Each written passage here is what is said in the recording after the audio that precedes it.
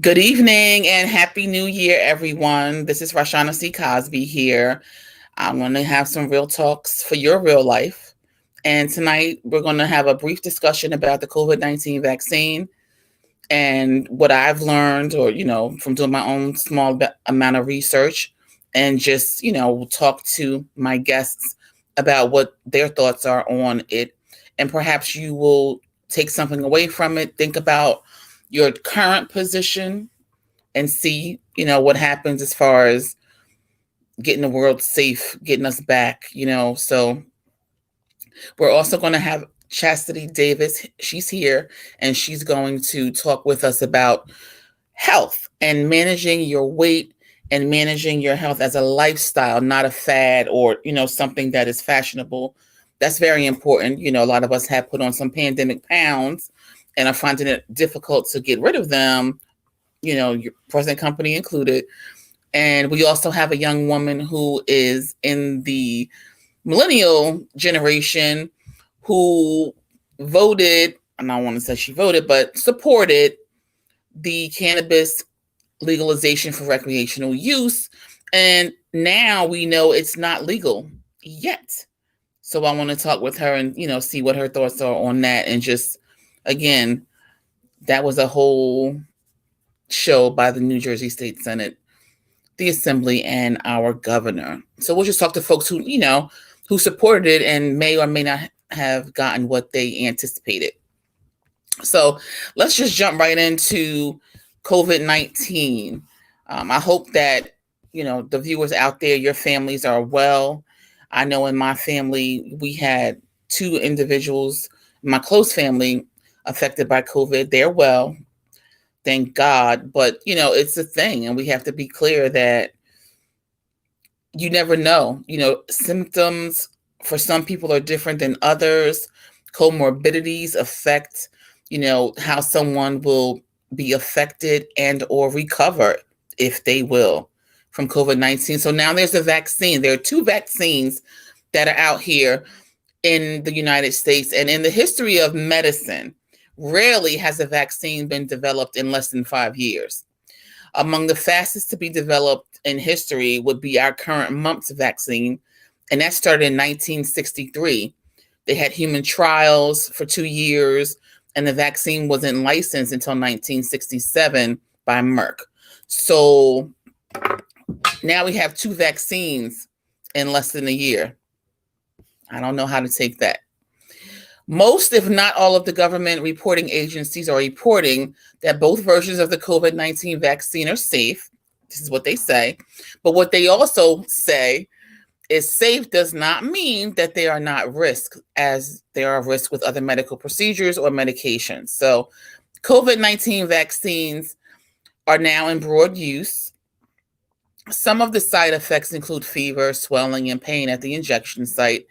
And a rare but serious side effect would be anaphylactic shock. So we all know anaphylaxis is a potentially life-threatening allergic reaction.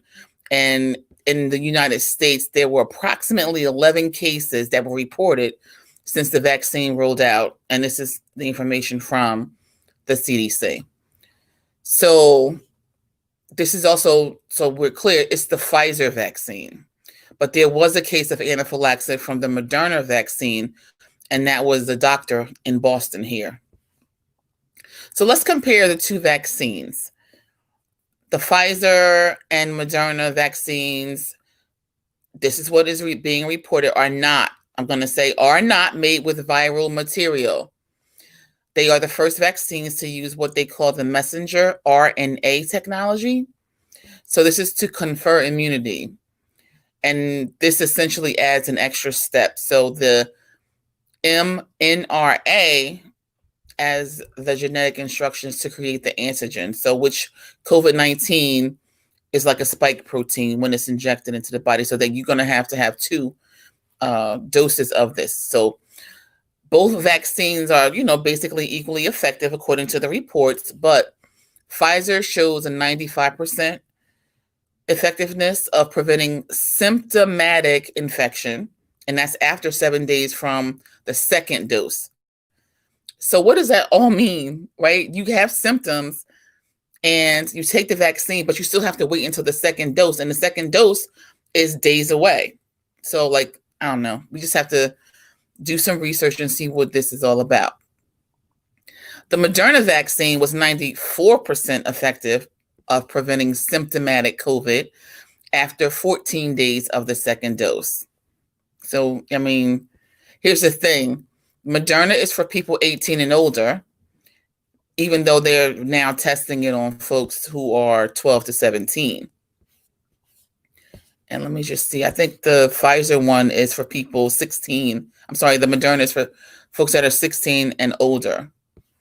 And between, let's say, Moderna, you take the first dose, you have to wait 28 days to take your second dose. Pfizer, you take the first dose, you have to wait 21 days, right? And neither of these vaccines have been proven effective or tested, I should say, for women who are pregnant or lactating. So we don't even know yet how long this protection is going to last.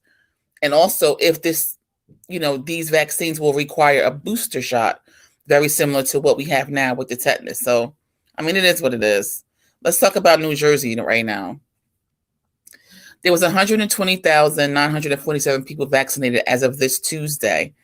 And so the first group were healthcare workers, nursing home residents. And so who's next, right? The feds have their idea and they have phases, phase 1B, 1C. And so let's see who's going to be next. The frontline workers and essential workers and anyone who's 75 or older.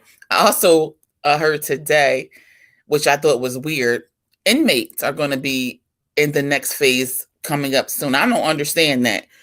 I just feel in my heart that the inmates being vaccinated is still some kind of trial that they're running. So I don't know. I don't know about all of that.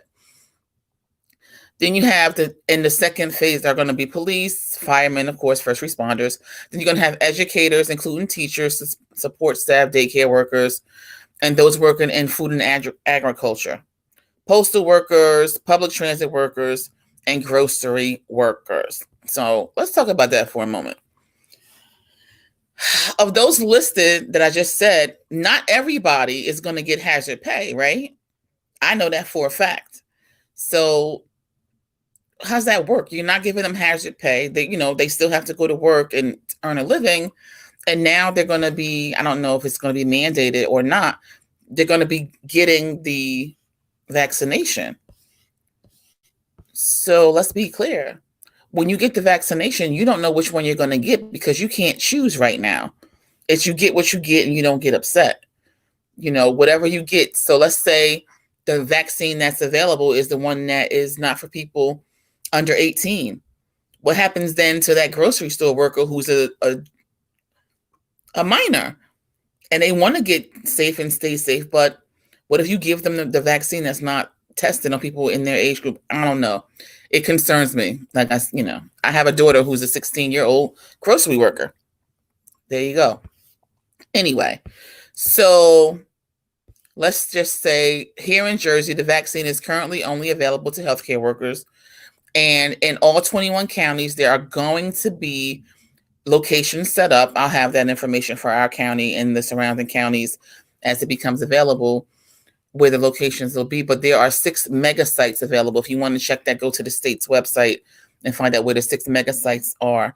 And New Jersey residents can actually register now in advance for vaccinations if you want to have a vaccination. So that's the vaccination information that I have in a nutshell. And, take from it what you will. Again, why are we vaccinating prisoners? Are we still doing trials and not telling the truth? Just makes you think about the Tuskegee experiment. That's all I'm saying. What about, is it going to be effective? So for asymptomatic people, should they take it? Should they not take it? Then nobody's talking about comorbidities either. So who's going to get it? Who should get it, right? I want to just hear from my guest Chasity and see, many elderly people with disabilities, but should they take it? That's my issue, Jennifer. I see you. And that's my concern. So I'm elderly, and this is something that I also read this week. Elderly people who may get the vaccination and who might have a comorbidity or an illness, if they, subsequently pass away soon after, of course, people are going to attribute that to the vaccination, where in reality, it could actually be, that their health itself failed or they died of natural causes or whatever else like that. So, I mean, I get it. You want to protect as many people as you can, but we have to be clear. Seriously, be clear on who's going to get it, especially when it's so new. Like I said, it took, 5 years for the current mumps vaccination, and that was in the 60s, right? So take all of that in and, think about it and do some more research, if you will. Unfortunately, my nurse wasn't available this evening to be here, but she does have lots of information. And if you don't know, feel free to contact your local health department, to get facts. They're not going to steer you wrong. And if all else fails, if you, talk to your healthcare provider, period, point blank. They're the person that knows your health better than anyone, right? And now I wanted to just bring in my guest, Chasity Davis, and she's a mom.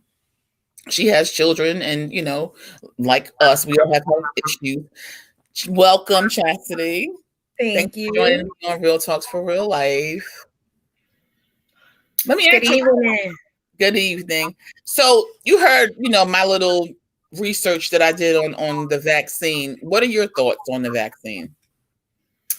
I also been looking at this, being a person of color, because we know our history, right?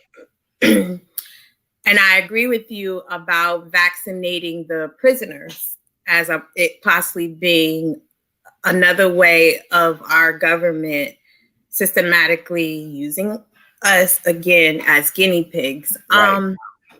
But I'm also torn because at the same time, we look at every day what this vaccine is doing to our families, to us, everything. Right. So there's that part of me that wants to take the vaccine, and I'm there.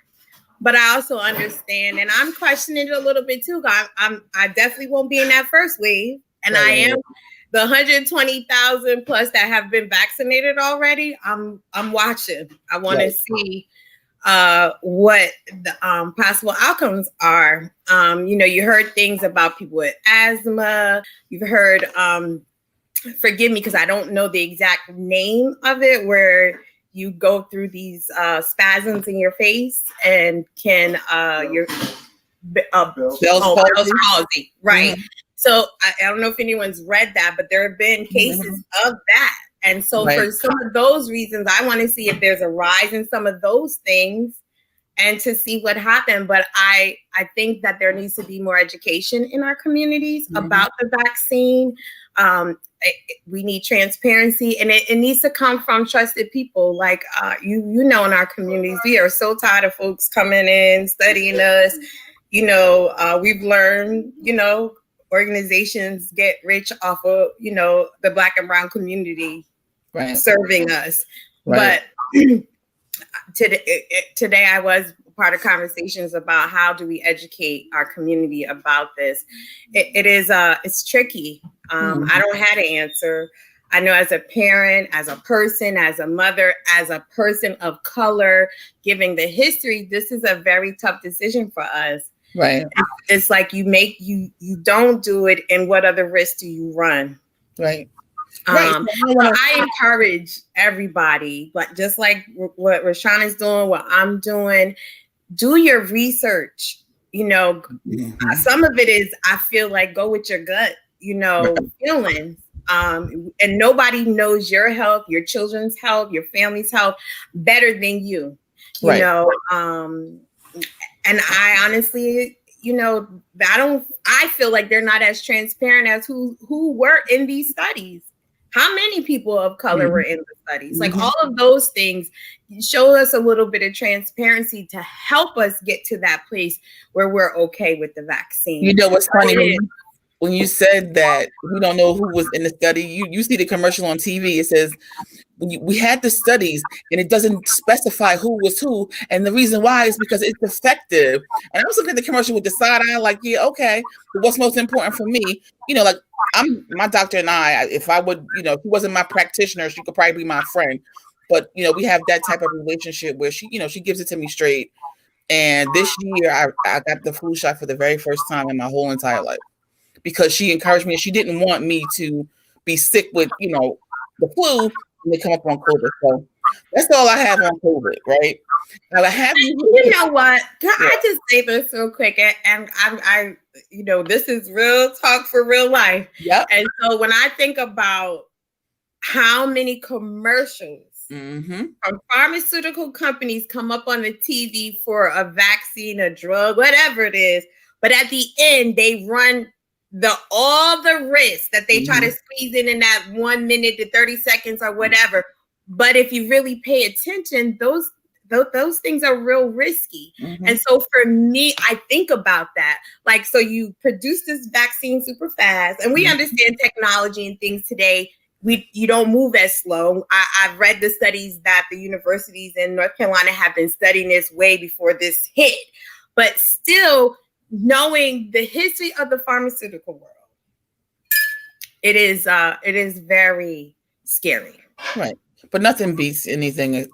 Education is key. So I got you on here tonight so you can educate us, give us a little insight on, developing and maintaining a healthy lifestyle. And we want to focus primarily on, weight loss and transitioning.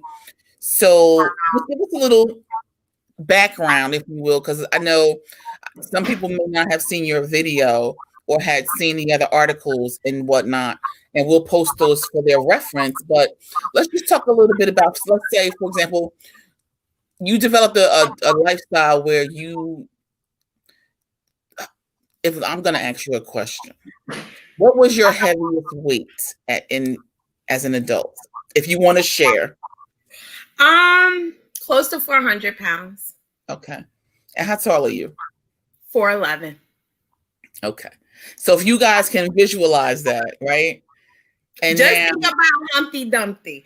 This is I can talk about myself, okay. But I'm 4'11". Right. And that kind of frame with that kind of weight was, it was, I was at my deathbed. Okay. And I'll share, it was 3 seconds that changed my life. Tell us about it. Giving birth to my third daughter, all seemed well. Of course, being overweight, then being pregnant added more weight. Right. All seemed well. I delivered my daughter, and on the night before I was supposed to come home, I had breathing problems. And they just long story short, they transferred me to telemetry, slapped the heart monitor on me, and said that I couldn't go nowhere. Overnight, my heart had actually stopped. And that's where I talked about the 3 seconds. And the 3 seconds was, I thought it was nothing.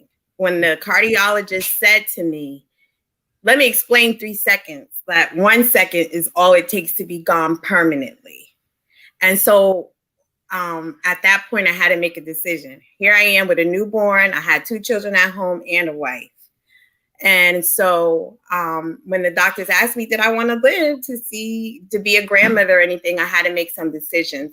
One decision that I really didn't have no choice about was I did have to have the sleeve in the beginning because of finding out I had 50% clogged artery. Oh, wow. One of the main arteries to my heart. And so I had a catheterization done. And if anybody knows about catheterization, that test in itself is dangerous because they go through your main artery, through your growing, to use a camera to look into your heart. And so I just wanted to paint that picture as to why I'm very serious about this lifestyle. I've laxed a little bit, but as a mother, I would just want to share that it's so easy to fall into the trap of not taking care of ourselves. You become a mom, you start taking care of home, you start taking care of kids. Some of us have careers and being moms, and it becomes sometimes not even a choice of, you don't recognize that all of a sudden you're just taking care of yourself less and less and less. And that's where unhealthy habits can begin to develop. Mm-hmm. And before you know it, you could be in a situation like I was. Right. And so when God gave me a second chance, because at that point, after being explained about what 3 seconds meant in the cardiology world, I knew that, and to learn that I'm living with a clogged artery situation, I had to do something. And so quickly after the surgery, I began to exercise at the gym. You know, it was about weight loss. Right.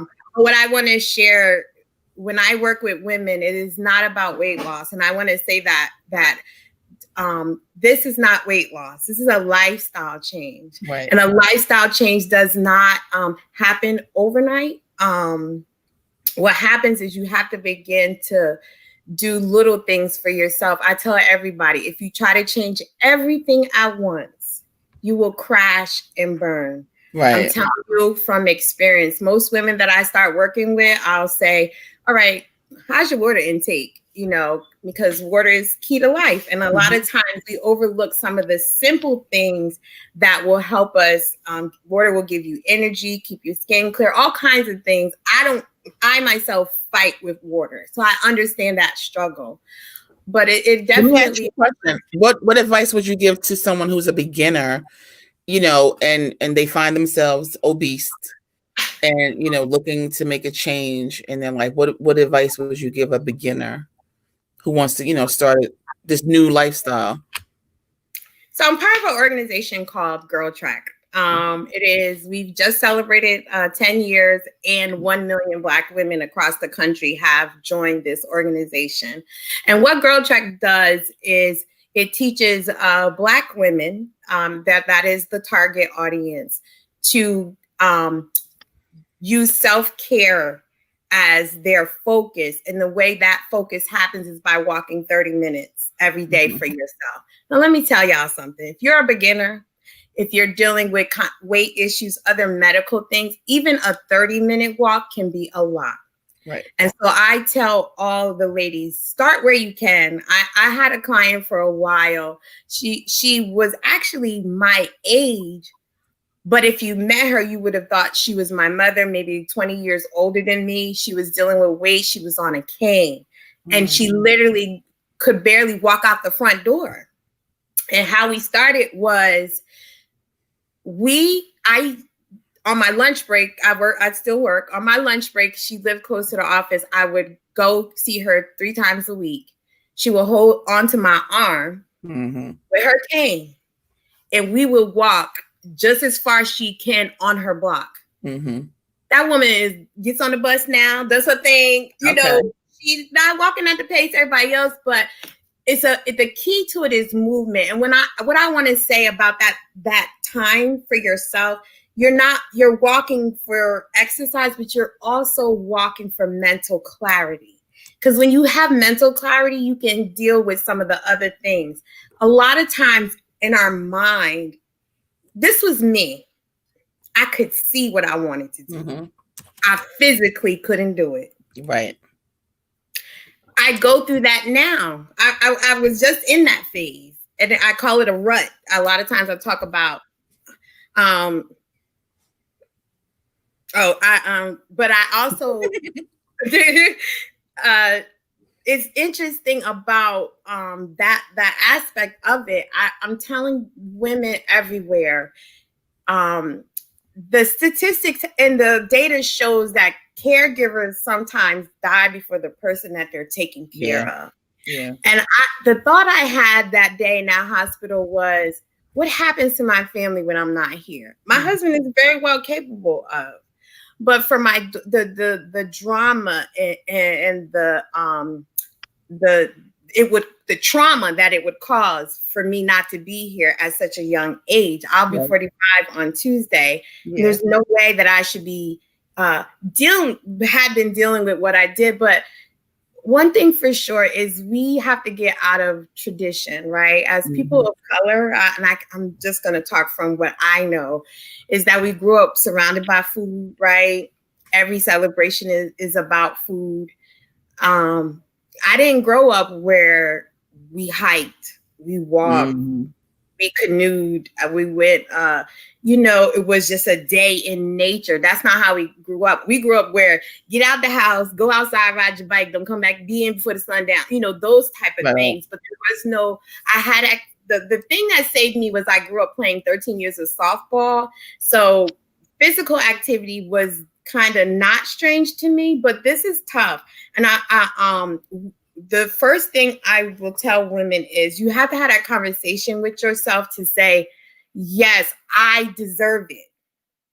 Because you really do. Because when you take care of you, then you can take care of your family better. When I was a mess, my family was a mess. We still a mess, but we were a worse mess. And mom, sis, you handle the house. And a lot of times, especially if you have daughters, God bless me with all girls, but they look at you, and it is a struggle. We fight, but I just try to continue to be an example. My husband sometimes like get them out with you to walk, but it's tough. It's this walk is not easy. It is also educating yourself. Sometimes you can work with as many trainers, people, join as many programs as you want. But until you get yourself, and don't beat yourself up.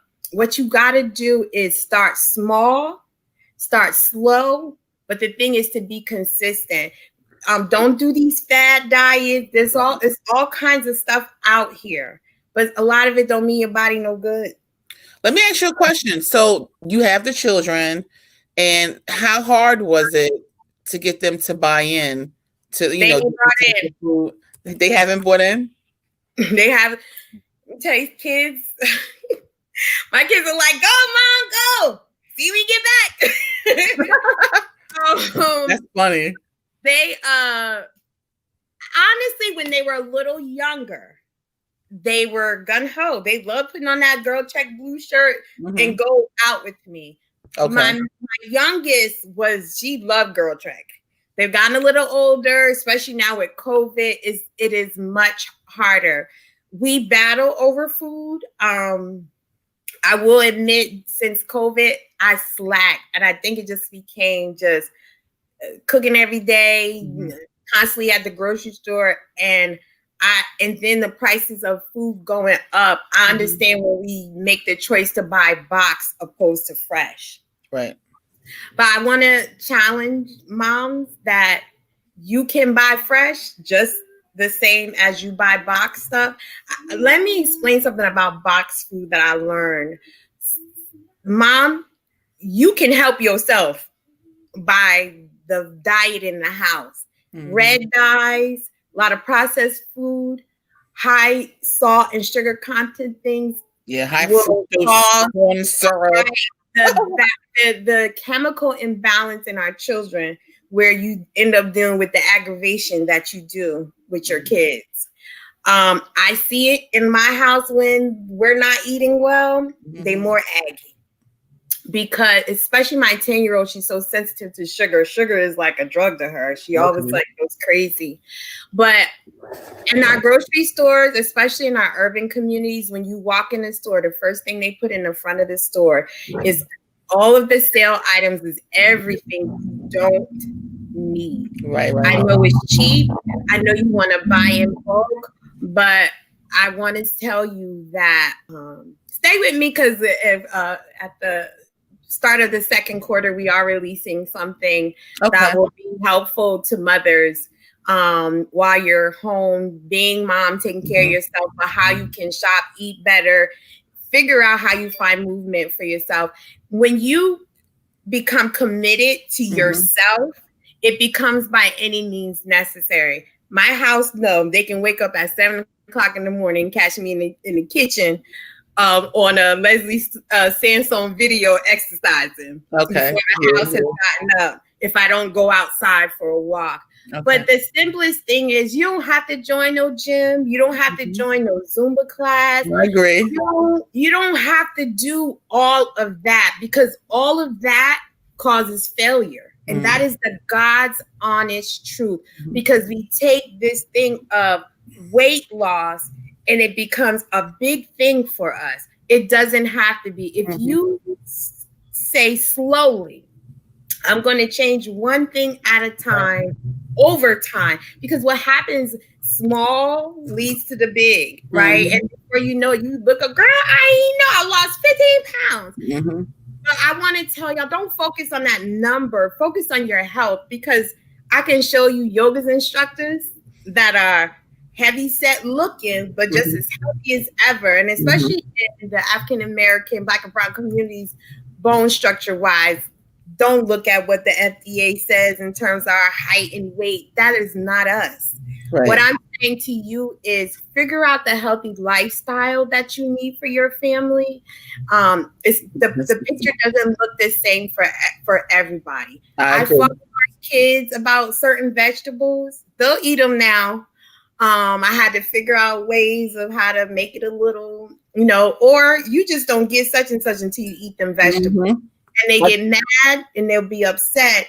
But in the long run, it helps them. Exposure is everything, and especially for our kids at this age. But we have to break the generational cycle of unhealthy eating and accepting the fact that in our communities, we starting to die at 40. Yeah, and we also have to, stop accepting this food desert that we're in, and here's the thing, sacrifice that extra $1 for the fresh broccoli as opposed to that canned whatever it is. And also, this is something that I recently started doing myself, as did my child, Ashley. We got juicers, right? They're not expensive. And when I say to you that fresh juice is beyond delicious, but it's the best thing for you. So like I'm creating recipes and whatnot, and I put Campbell's V8 Splash. To shame, I made a juice that was comparable, if not even better tasting. So, the stigma is there. But again, I applaud you and I thank you very much for coming out here. Let me say something. GirlTrek, and that is, you have chapters, right, all over the country? Yeah, so GirlTrek, right? GirlTrek is an organization that we are, we used to just be nationwide, but we are now in Africa and in Jamaica. Congratulations. Yeah, and so the website I see is up. If you go to girltrek.org, it's free. You take the pledge. You can start your own squad, or you can be a solo trekker. The thing is, it's something about when women come together on one accord. I promise you, the days that I just don't feel like it, sometimes I can log into social media and I see women across the country that have gotten out and gotten a walk-in or something. Let me get my tail up.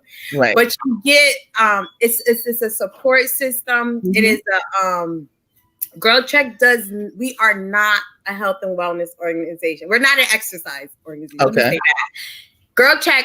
GirlTrek, when you get to know them, we preach self-care, number one. We preach self-care, and self-care is taking care of your health. Moms, you got to do it. Connect with me any kind of way you want. I'm telling you that you will feel so much better. Let me say just this real quick. When I was overweight, nothing was in order. At home, nothing. When you're able to get to a place where you're able to do things around the house and don't feel tired or ran down, you will see how much you accomplish. Weight will keep you from a lot of things. It'll keep you from educating yourself, being who you need to be, because weight doesn't just weigh you down physically, it weighs you down mentally. I am just getting my life in order because I spent so much time. I was overweight, lack of confidence, and didn't realize what was clouding my brain. And so therefore these habits go beyond just that. It is something that will change you mentally, physically, you name it, it will change you just by figuring out a few little things to change in your eating habits and just getting 30 minutes. Let me tell y'all something. That 30 minutes can be fabulous. When we go out to walk, a lot of times the ladies are fun, we talk, but you're connected with other women who may be dealing with some of the same things you're dealing with at home, and you're able to talk and talk it through. We have a group that we call ourselves the Adventure Squad, and we hike every Sunday. But this group, we're part of GirlTrek, but we started because there was a need of women who were dealing with severe things as mothers, as women. One woman in my group, son was shot and is paralyzed. After she got him out of the hood, moved him out, got him to college, he came home on a break and was shot. And now he's in wheelchair bound. She has to take care of him for the rest of his life. Another sister raised her son, and now he's in a cult, and she can't even see her son. It's some breast cancer survivors. I have another lady who finally walked away from a physically abusive marriage of over 18 years. So these are the women that decided we come together, and in health and wellness, we walk, we hike. So join with us. I coach women. When I coach, it's about you. We figure out what you need. I've seen you in action. So yeah, absolutely. And I'm different. You may have dealt with other. I'm a mother first, and the first thing that I think about is what have I had that experience, number one, and how did that experience make me feel? And when I reached out for help, was there anything in that just wasn't helpful to me or I didn't like? So I approach every woman that I deal with sensitivity. Right. I'm honorable because for me, when we get mom in the house together, everything else, our community falls together. And so therefore I have a passion for that, for women, and just know that I'm not like other leaders, just not. Well, we appreciate you for sharing your story and also volunteering to help coach other women in our community, because it's not easy. You know, my sister actually lost 110 pounds many years ago. Yes, she did. And 2 years ago, I lost 62. But I'll say to your point, I didn't do it on my own. Like, you have to have somebody to actually push you and encourage you. So you are an inspiration, and continue to be a blessing. Thank you for being here. Yeah. You can hang with us. I'm hanging. Okay, because I'm gonna bring in my millennial, Tanea. We know her as NV Kills on Instagram. Hey. And we're gonna just talk a little bit about medical marijuana. So let's bring on Tanea. I don't see you, beautiful.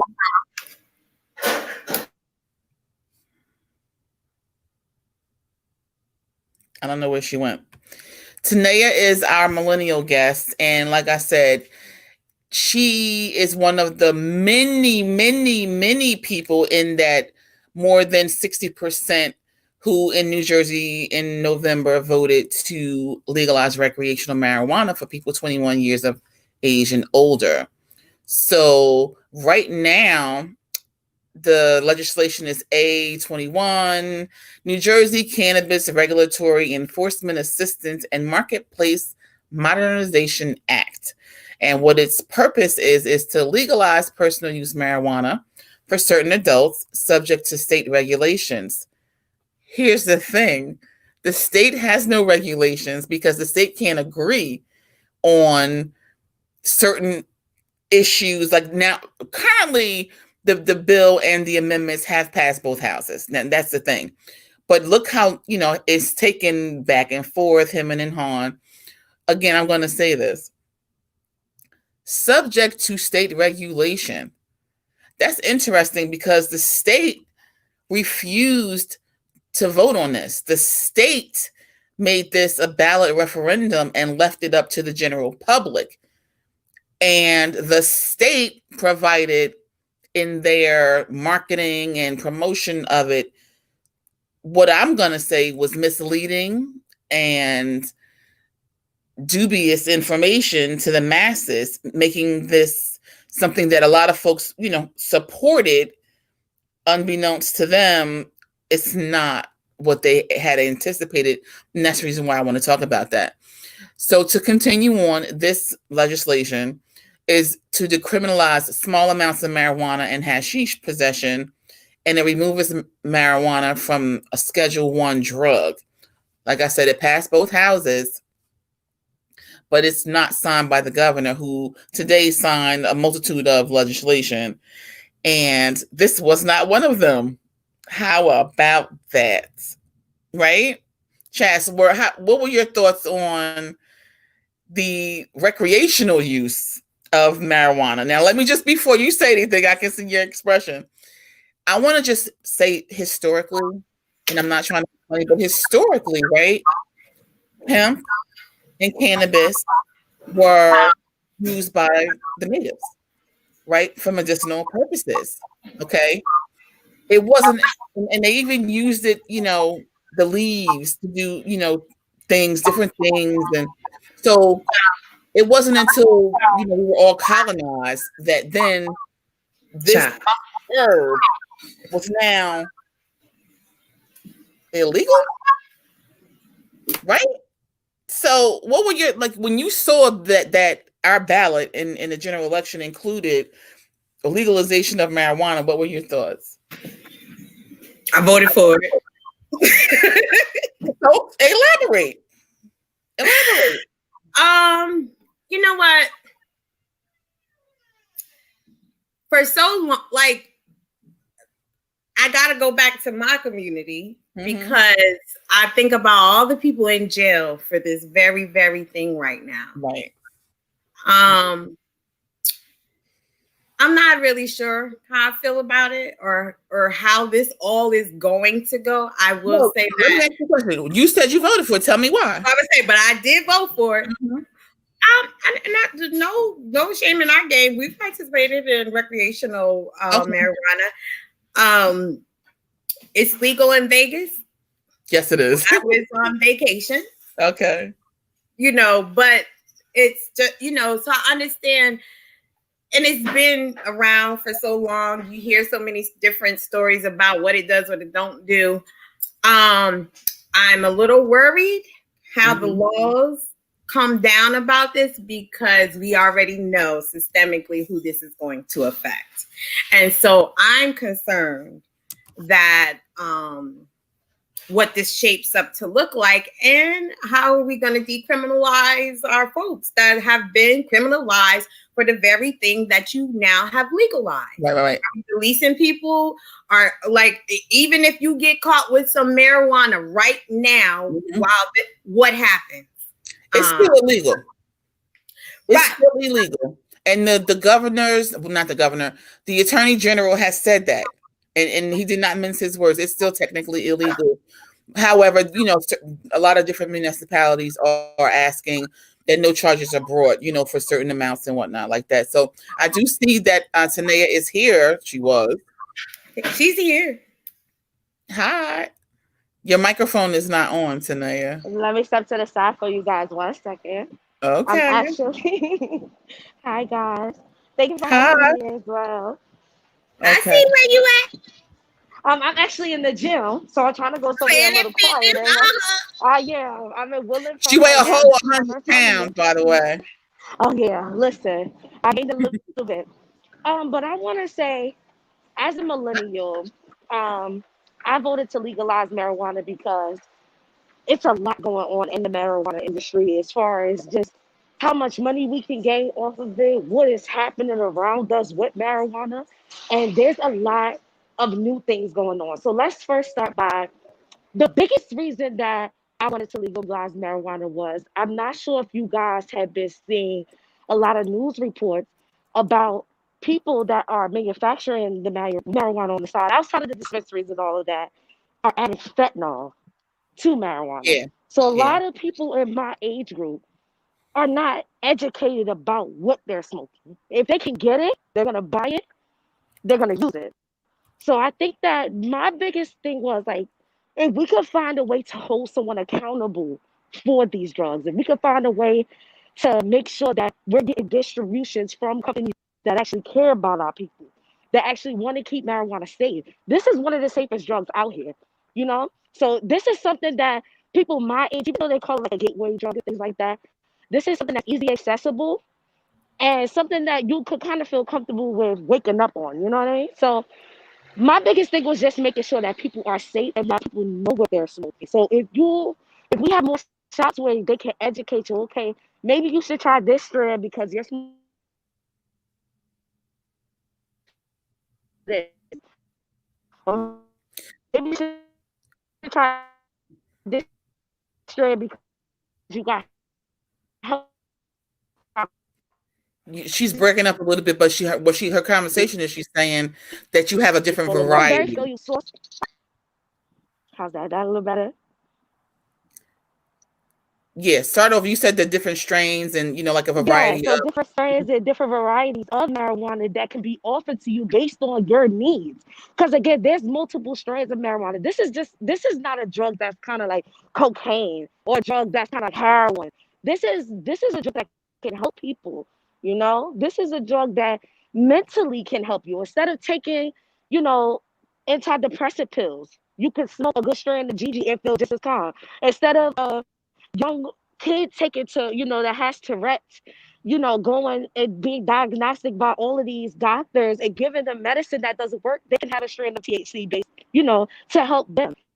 This is not a drug just to use. It's not a recreational drug to me. This can help people. So, right. So medical marijuana, Tanea, medical marijuana has been legal in New Jersey for quite some time, but this is specifically to recreation. And I wanted to just say, you sound like one of the politicians when you said how much money was out here for the marijuana. But be clear, we want to make sure that money that's going to be made off this recreational marijuana is flowing back into the community that is making, purchasing it at great lengths. And I do agree 100%. I'm glad to hear someone in your age group say that you want to have a safe consumption. Like you want to be able to, have a reputable, person or organization or store to go to and get some recreational marijuana that is safe. And that's a valid point. I appreciate that. So, might I ask a question? I noticed that I see some locations are starting to pop up. I noticed next to City MD on Route 22 in Union, I saw a location. Right. We went to a restaurant in Patterson and realized in the parking lot across was another location that just opened. So it's these locations that are being opened. Who is this? So the locations that are being open, right? They're not actual cannabis retailers because no one right now has a license. The only licenses that are available currently, because the governor has not signed this bill, because there's still some issues with it. The only thing right now that's available are medical marijuana places or places that have CBD product. So you don't have the cannabis for, what is intended by this bill. Yeah. Okay. I wasn't sure because it was interesting. I have been to City MD a couple of times. I was like, when did this pop up? Right. And the line was long.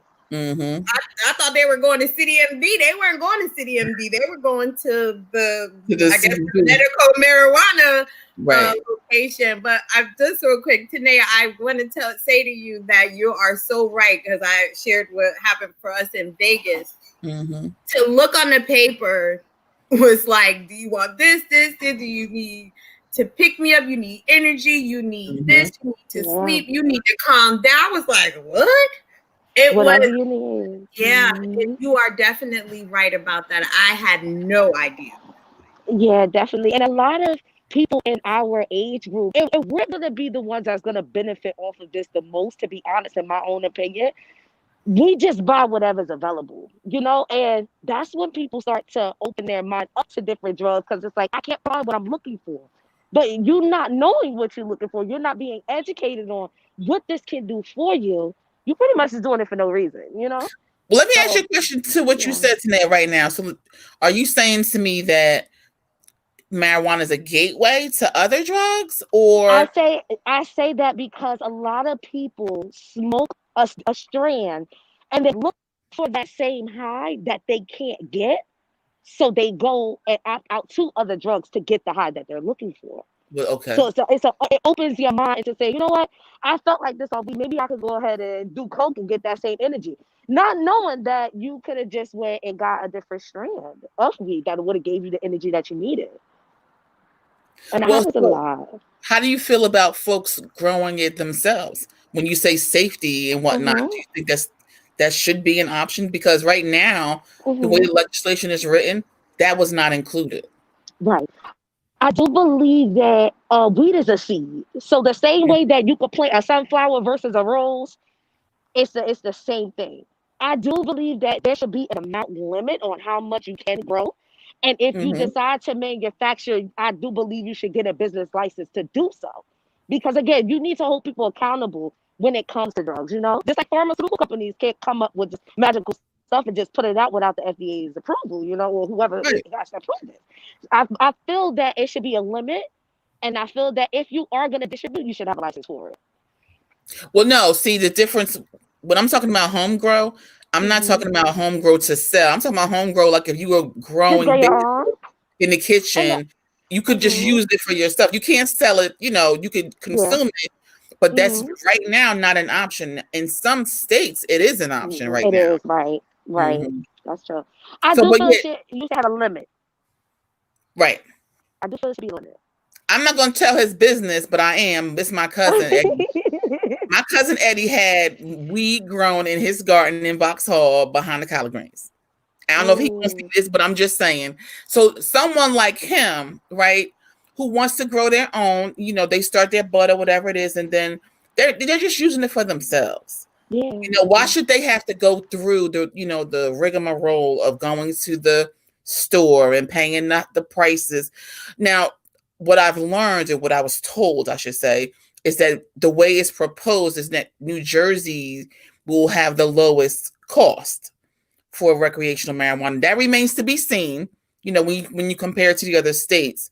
But we don't know yet how much the licenses are going to cost. We don't know, so there's a lot still that's unknown. But I want to tell you behind the greens that we need to keep our eye on this legislation. We need to press the governor.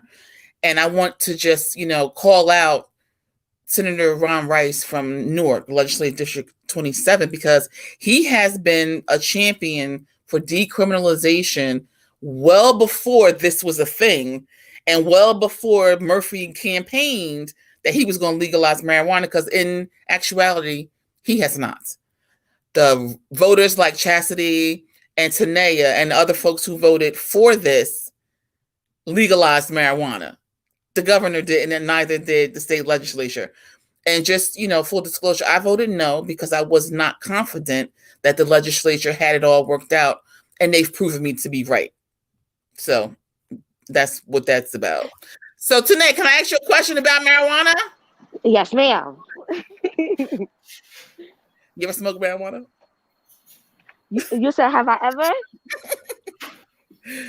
Yes. This is an everyday thing for me. It really Oh, is. It is. I have anxiety issues. And okay. a lot of my family has been on, a lot of medicines that I just don't trust. And Mm-hmm. I feel like this is my way of making sure that I'm safe. This is something Right. that I know I could do. This is something that I know I could stop. This is something that I know I won't get, like, just all of the side effects at the end of the commercials. Bring it a So commercial. this is Yeah. something that I'm secure with. I feel confident in this. And I take care of my body now. So as long as I'm working out, making sure that I intake my water, making sure I'm hydrated, I go see my doctor just to make sure everything is up and running. I am honest with my doctor when they ask me, do you Mm-hmm. smoke? What, As you should what, be. when he asked me what I smoke, I said, what you mean? So I'm very honest and transparent. So I just feel like, I was looking for something that didn't happen as efficiently as it should have. But look at the prohibition. Everything is a trial and error. Right. Alcohol still has laws from the 20s that don't even really exist right now. But it's all about change. And now look, there's liquor stores everywhere. But selling liquor less than 100 years ago was crazy. So Look at everything comes you with with all the time. facts and information. I want to just say, I want to repeat what I said though, and your point is valid. There was a prohibition on alcohol. Alcohol is now, quite prevalent in all communities, especially those, of people of color, right? There's a liquor store, the beauty supply, and the barbershop in every And downtown, Papa. and 4 or 5 of them at the same time. But my point was, before we were colonized, we used cannabis for medicinal purposes, like you say, for anxiety and for pain, and to take the oils out and rub it on our skin, and for massage and whatever like that. So I want to just make sure that all of the folks in New Jersey are clear that this cannabis should not be the Caucasian come up, right, and leaving us behind. Seriously. And that's the fear. That's the fear. There's so many different opportunities, but how can we, for example, in the legislation, it says that women, minorities and women are going to be encouraged to participate in the industry. But what does that participation really look like at the end of the day? So you're going to have micro businesses, and then you're going to have other businesses that are going to come in, 6 different types of licenses. You got to have a handler certificate. Like, there's a lot in that 200 and some odd pages that I read every single page, right? And they still don't tell us what the fees are going to be. I want to know what it's going to, I don't want to pay or have to, prove my worth $500,000 to get a micro business in this industry. I shouldn't have to. So keep an eye on your legislature and those who represent you in the state. See how they vote, call them up, send them an email, find out what it's going to do, and what they're going to do to make sure that this is an equitable industry in the state of New Jersey for everyone. Tanea, is there anything? So let me ask you one quick question. In your age group, right? Do you know anybody who has been impacted through the criminal justice system by possession of cannabis for their own personal use? Yes, it was actually Ishmael. You know him. He got pulled over. You put him on blast, Tanea. Yeah, so sorry, but it's okay because he's very open and honest about it. Okay. He got pulled over with a grinder in the car, and the grinder had nothing in it. It was just, it has residue, technically. Right. They arrested him, but because he was from PA, you know how, all of that good stuff. But literally took this man, put him in, all this stuff, and now he has that on his record when it wasn't even weed in the car necessarily. It was just the grinder. Yeah, and you're in the wrong county. The wrong county. What county? He was in the wrong county. What county was Bergen he in? County. He was in Bergen County. Bergen County. Oh, in Bergen, North Jersey. Okay. Mm-hmm. Well, let me just say this. After I read the legislation, traffic stops and the smell of burnt marijuana is no longer going to be allowed to be a reason to search your car or to give you a charge, period. That was refreshing to me, but there's still work that has to be done as far as education for the law enforcement, because let me tell you something, there's still bias out here, and people have to be clear that, and I'm going to give you an example. My son, dreadlocks, physique, well built, and lead foot in the car, driving through Union County, no less, pulled over. The officer said he smelled marijuana, which wasn't, and you probably smelled it on his hair, from the night before, but they left my son on the curb for hours. They searched his car.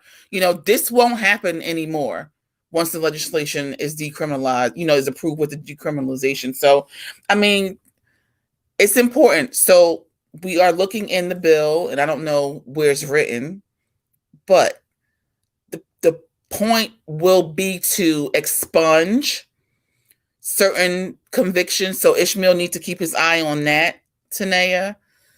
expunge that. It's not going to show up. You can't ask that on somebody's, job application already in New Jersey. There's a block the box anyway, but we need to be clear. If you're not sure what it means, read it and read it again, and then call somebody for clarification, because the folks who sponsored this didn't want to memorialize their vote on this, but they'll jump up and down and say, yeah, it's a good thing for the community. Whose community at the end of the day, right? The people who are in the cannabis, or the folks who are on the other end of it. So is there any last comment that either of you beautiful ladies would like to share with us before we close? I wanted to say about the marijuana stuff is I'm concerned that when you talked about the money, like when it does, they do lay down the laws and this and all the policies and everything. Who is going to be able to open these businesses, right? They're saying, they're encouraging women, etc. But we already know what happens systemically in this country. So if I don't want it to become where it's mostly Black and brown are the users, but the sellers and growers are not us, and they're benefiting from us. That's what it needs to not be. We've seen enough of that. So I am concerned in terms of those. That's why I was looking at these places starting to pop up. Who running these? Who owning these? And you're right about it being homegrown, or, what opportunities are there for people in our community who may not kind of have that kind of startup money if they want to jump in this world of having to create wealth for themselves through this. Where's the opportunities for our people? Because it doesn't look like that's going to happen. Listen, I'm following up on that. I'm going to be on this from here forward, because I'm interested in an opportunity for myself. You know what I mean? Like a business opportunity, and for my children. When we talk about, we create generational wealth, how about that butcher shop that's been in Patterson for those 57 years, right? That's a family business. Why can't we have that same thing once we get those liquor stores that are owned by families for generations and generations? We're going to have those cannabis spots too. And so I also wanted to just say too to folks, find out what your local government is going to do, okay? Because it's here, and there's an opportunity for that local government to allow these businesses to come in where they're zoned properly and take some of that extra tax revenue and put it into children's programs, education programs, community programs, entrepreneurial programs, whatever. So I know some towns don't want it, but it's here. You might as well take it and take that advantage of that, the money, and put it right back into that same community. Yeah, I agree, Chas. Tanae, do you have any last words? No, ladies, no words here. You said, what'd you say? No, ladies, we're all good here. Okay. Well, I see you mask up. Stay safe. Yes, thank you. Well, thank you for joining us. Anytime. And okay, go ahead and work out. Social distance, though, please. All right. Well, Chas, again, thanks. We have posted your Facebook information, so anybody who's interested in, getting more information about GirlTrek and also connecting with Chas as a coach, her Facebook is here. I wanted to just say thank you again and continue to be an inspiration. All right. Thank you. I appreciate y'all. Y'all are great. Love y'all. Thank you for being here. Love you too. I'll talk to you soon. Happy birthday. I know I'm going to talk to you, but happy birthday. Oh, wait. I just got this today. I got to show it to you real quick. Okay. You'll see me wearing my little 45 crown. Whoa. Nice. There you go. Happy birthday, girl. Enjoy, y'all. Thank you for the invite. I enjoyed my pleasure. I'll talk to you soon. All right. Thank you. So that was, just some folks here, and we were giving our information, but I want to just tell you, I'm serious about staying on these topics at the state level, because I was very disappointed in the state legislation. People jumping up and down. Oh, I was a sponsor of the legal marijuana. No one had the guts in Trenton to actually memorialize their vote one way or the other for this legal marijuana. Okay. So next week, I'm going to give you my thoughts on some items that are, making their way through the legislature, and some that I found were interesting. There were two competing abortion bills. One establishes newborn life survivor protection. Then the other one is Reproductive Freedom Act. There's a lot of stuff happening that everybody's, not paying attention to. There's one bill that I actually was hoping for and grateful to see. I don't know how far it's going to go, but it's, limiting term limits. That's an awesome thing. I have said that many times. And I think that, it's time. You have folks who are in positions and they are not looking to grow their ideas and represent their constituency. So there's a bill. I'm trying to find a number. I don't even see it. To limit the Senate. This is ACR 30, amendment to the state constitution that will limit members of the Senate to 3 consecutive terms and members of the General Assembly to 5 consecutive terms. I'm going to advocate for that. I think it should be trickled down to the local level as well. Tune in next Thursday for Real Talks for Real Life. I'm going to be here giving you some information and my thoughts on some of these bills. And let's see if your legislature is really voting for your interests and your community. And if he or she is not, this is the year to vote them out. Every state position is up for election this June. Are you going to run for office? Think about it. If you want to run for office, I can help you. This is my 4th term in City Council in the City of Linden, and I am happy and proud to advocate anyone who wants to run for office who has a positive, spirit and who is genuine and wants to really serve their community and not their own personal best interest. And with that, I'm going to say good evening. Thank you for joining me. Good night.